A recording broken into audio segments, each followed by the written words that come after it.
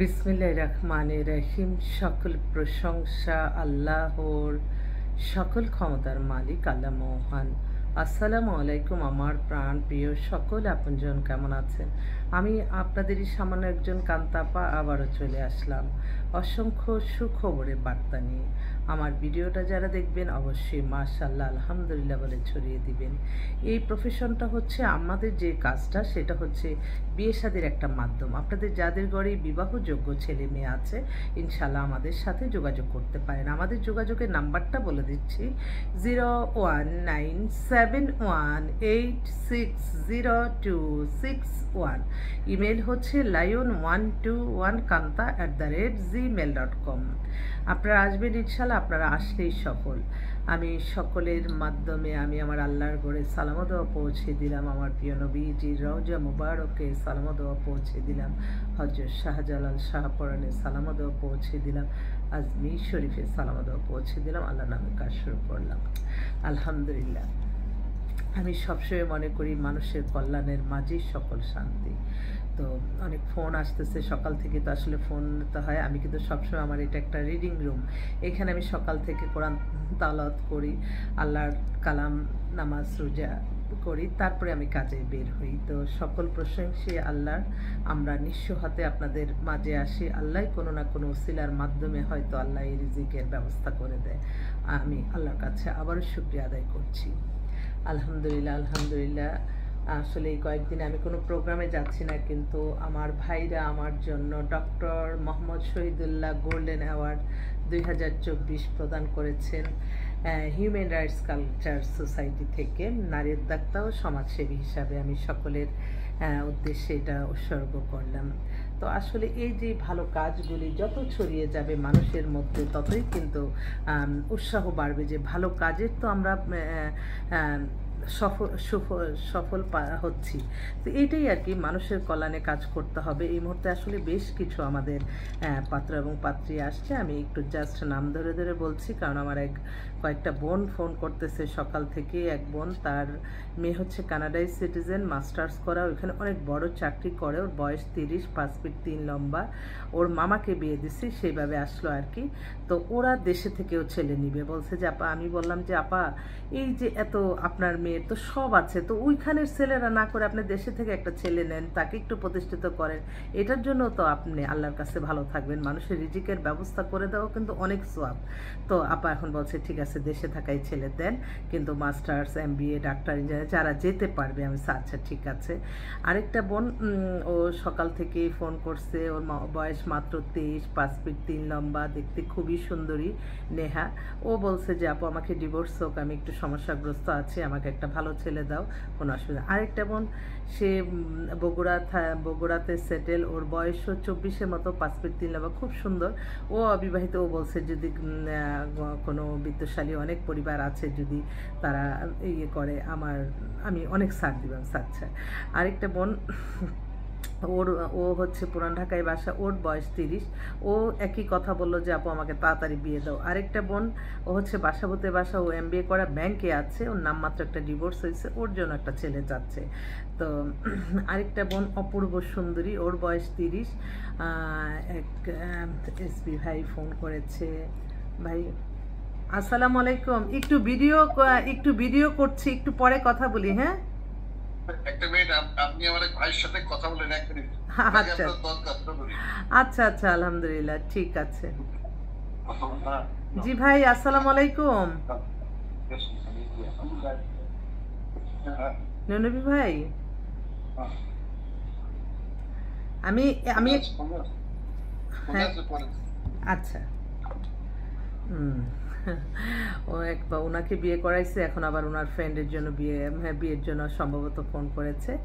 তো এটাই আর কি। তো আরেকটা বোন, ও হচ্ছে 30-এর মতো বয়স, 5 ফিট 5 লম্বা, পাতলা, স্লিম, খুবই সুন্দর, এক্সেলেন্ট, এক কথায় অবিবাহিত, কিন্তু ও অনেক ছাড় দিবে, ডিভোর্সও তার কোনো আপত্তি নাই, বাচ্চা থাকলেও তার কোনো আপত্তি নেই। আচ্ছা ঠিক আছে। তারপর আরেকটা বোন, ও হচ্ছে বসুন্ধরাতে বাসা, একটু স্বাস্থ্য ভালো মেয়ে যারা চান, ও চাকরি করতেছে, আবার MBA করা, ও আর মাই আছে। তো ওই বাবাটা মারা গেছে, তো এমন একটা ছেলে চায়, ওরও শর্ট ডিভোর্স, ওদের বাসায় থাকবে এরকম মন মানসিকতা। তো এইভাবেই আর কি। তো আমরা সবসময় চেষ্টা করব ভালো কিছু করার জন্য, ভালো পরামর্শ দেওয়াটাও কিন্তু একটা ইবাদত। তারপর আরেকটা বোন, ও ধানমন্ডিতে থাকে, বিবিএ, অপূর্ব সুন্দরী, ফ্যামিলি ব্যাকগ্রাউন্ড খুবই ভালো, নামমাত্র একটা ডিভোর্স, ওর জন্য একটা ছেলে চায়। তো আজকে কিন্তু অনেক অনেক ভালো ভালো কিছু মেয়ে আসছে, এত সুন্দর সুন্দর মেয়েগুলি, আমি দেখে কোনটা রেখে কোনটা বলবো। তো এই আর কি, আপনারা আসবেন, আপনাদের দোয়ার ভালোবাসা চাই, সবসময় মনে করতে হবে আগে মানুষ ও মানবতা, তারপরে সব। আর আমি বর্তমানে আমি যেহেতু আমারও কোনো না কোনো দায়িত্ব এবং কর্তব্য থাকে কিছু, আমিও দেশের একজন নাগরিক, সেই হিসাবে আমি বলতে চাচ্ছি একটু, সবাই আসলে বাংলাদেশের মানুষ আমরা একটু আবেগপ্রিয়, এটা এটা এটা কিন্তু বাস্তব। তো আমরা আবেগটাকে কিন্তু অনেকে ভালো চোখে দেখে, আবার অনেকে খারাপ চোখে দেখে। তো আমরা যখন যেই সরকার আসে, সেই সরকার যখন ভালো থাকে, তখন আমরা তার পক্ষ হয়ে কাজ করব, এটাই হচ্ছে মানুষের নিয়ম। এখন দেখেন, এখন যারা কাজ করছে তাদেরকেও ভালো আছে দেখেই তো আমরাও ভালো আছি। তো সেজন্য সবসময় বাংলাদেশের মানুষের একটু আবেগ, অনুভূতি, এগুলিকে একটু মূল্যায়ন করা দরকার। অনেকেই আছে খুব বিরক্ত হয়ে যাচ্ছে। আর এই বাংলাদেশে আপনারা দেখেন, এই যে 15 বছর 16 বছর আগের বাংলাদেশ আর এখন বাংলাদেশ এক না। এখন কিন্তু সামাজিক যোগাযোগের মাধ্যম আসছে, এই সামাজিক যোগাযোগের মাধ্যমে মানুষ একটু বিখ্যাত মানুষের সাথে ছবি তুলতে চাইতে পারে। এটা কিন্তু এই যে আল্লাহর সৃষ্টি ফেসবুক, এই কারণে এটা একজনের সাথে ছবি তুললে কি এটা একটা আমার একটা সম্মান, যে আমি এত সমাজে দেশের একজন রাষ্ট্রপ্রধান বা দেশের এত বড় বড় উপদেষ্টা বা যেই এত নাম করা মানুষ, তাদের সাথে ছবি তুললাম, নিজেকে একটু মনে হয় যে না, আমি এটা কিন্তু জাস্ট এতটুকুই, অন্য কিছু না। কারোর সাথে ছবি থাকলে যে তার সাথে আমার খুব অন্তরঙ্গ সম্পর্ক, তার সাথে আমার কিছু, এটা কিন্তু না।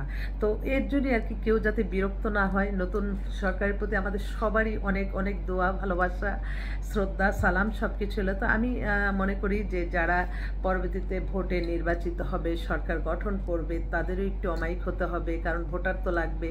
আমি অবাক হয়ে যাই, অনেক সময় দেখি যে এত সারা বাংলাদেশে যখন আওয়ামী লীগ ক্ষমতা ছিল, সবাই বাংলাদেশের মানুষ কিন্তু আওয়ামী লীগ ছিল। তো সমস্ত বাংলাদেশের মানুষকে তো আপনি জেলে বন্দি করে তাদের এই স্বপ্নটা নষ্ট করার কোনো দরকার নাই।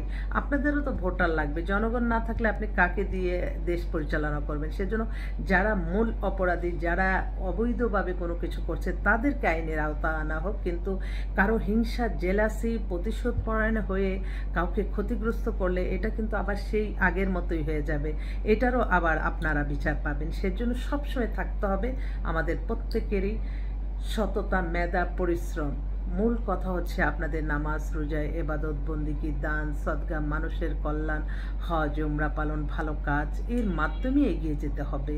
আমরা একে অন্যের প্রতি প্রতিহিংসা না করে আমরা সামনের দিকে এগিয়ে যাব। আমাদের সমস্ত দিনই যদি আমাদের অন্যকে আলোচনার মধ্যে চলে যায়, অন্যকে পিছনে তাকে ধরতেই আমাদের চলে যায়, তাহলে আমাদের দেশ আগাবে কিভাবে? দেশ মাশাআল্লাহ খুব সুন্দরভাবে এগিয়ে যাবে। কারণ এখন কিন্তু সামাজিক যোগাযোগ মাধ্যম আছে। যখন আপনি দেশে একটা অস্থিরতা দেখা দিবে, এটা কিন্তু বিশ্ব দেখে, তখন কিন্তু আবার বলবে যে আল্লাহ, এখন আবার বাংলাদেশে এত অবস্থা খারাপ কেন? তাই অনেকে মিছিল, মিটিং, এগুলি তো এখন করার দরকার নাই। এখন আপনারা যারা বলছেন যে দেশটা স্বাধীন করেছেন, আপনারা সুন্দরভাবে সবাই মিলে করেন। যদি কেউ অন্যায় করে থাকে, প্রমাণ থাকে, তাকে শাস্তির আওতায় আনা হোক। কিন্তু মানে একটা হয়তো হয়রানি করে এক একটা মানুষের রিজিক নষ্ট করে, ধন সম্পদ নষ্ট করে, এর কিন্তু আল্লাহ বিচার করে। সেই জন্য সবসময় নিজে আপনি সততা থাকবেন। আমি কি অতীতে কি করছি সেগুলি বাদ দিয়ে আমরা সামনে এগিয়ে যাব এবং সামনে নিয়ে আলোচনা করব। প্রতিদিন শুরু হবে আমাদের নতুন নতুন এগিয়ে যাওয়ার গল্প। পিছের মানুষকে নিয়ে এত আলোচনা করলে ওগুলি নিয়েই থাকতে হয়, এটা তো আপনারা নিজেরও বুঝছেন হয়তো। তো যাক, আমি আমার সামান্য ক্ষুদ্র ব্রেনে যতটুকু আমি চিন্তা করলাম যে আমাদের এখন এগিয়ে যাওয়ার সময়। কে কি করছে সেই চিন্তা না করে আমরা সামনের দিকে এগিয়ে যাই, কারণ আমাদের ভোটার লাগবে। আমাদের এখন গণতান্ত্রিক দেশ ছাড়া এই দেশ গণতান্ত্রিক দেশ। এই দেশে এখন যে নির্বাচন হবে সেটা হবে 100% সততা। তাই ভোটারদের মন জোগাড় করতে হবে। ভোটাররা একটু আপনাদের কাছে যাবে যে হ্যাঁ ঠিক আছে, দেশ পরিচালনা যখন যে ছিল, এখন আমরা যদি নতুনভাবে আমরা আবার আরেকটা মানুষকে পছন্দ করে তাকে ভোট দিই, তাকে সমস্যা কি আছে? সমস্যা তো কিছু নাই। এটাই, আমি এই দল, আমি এই সেই দল, এই করতে করতে কিন্তু বিগত সরকার এই ঝামেলায় পড়ছে। কোথাও যদি এত অহংকার হয়ে গেছিল যে কত কষ্ট যে মনের ভিতরে প্রত্যেকটা নেতাকর্মীর মধ্যে, সাধারণ যারা ছোটোখাটো নেতাকর্মী ছিলাম তাদের যে মনের যে বদুয়াটা সেটা মনে লেগে গেছে। কারণ প্রত্যেকটা, আমি আমি একটা সামাজিক কাজ করি, তার মাধ্যমে অনেক মানুষ আসতো যে আপা একটা মন্ত্রীর কাছে একটা সুপারিশ এনে দেন, আমি কত আশা নিয়ে যেতাম, আপনারা তো জানেন না, আমার চোখের পানি পড়তো তাদের ব্যবহার দেখে। তাই এই কাজগুলি যাতে আপনারা না করেন। অনেকেই এখন আপনাদের সাথে মিশতে চাবে, ছবি তুলতে চাবে, আপনারা বিরক্ত হবেন না। বাংলাদেশের মানুষ একটু আবেগপ্রিয়, একটু আনন্দপ্রিয়, এটাই আমার কথা। আপনারা সবসময় মনে রাখতে হবে আমরা একই পরিবার, বাংলাদেশের মানুষ আমরা একই পরিবার, একই পরিবারের। আমরা যে যে সরকার আসে তার ভালো যদি দেখি আমরা তাকেই সাপোর্ট করব, এটাই হোক আমাদের সবার নীতি। সবাই ভালো থাকবেন। আসসালামু আলাইকুম।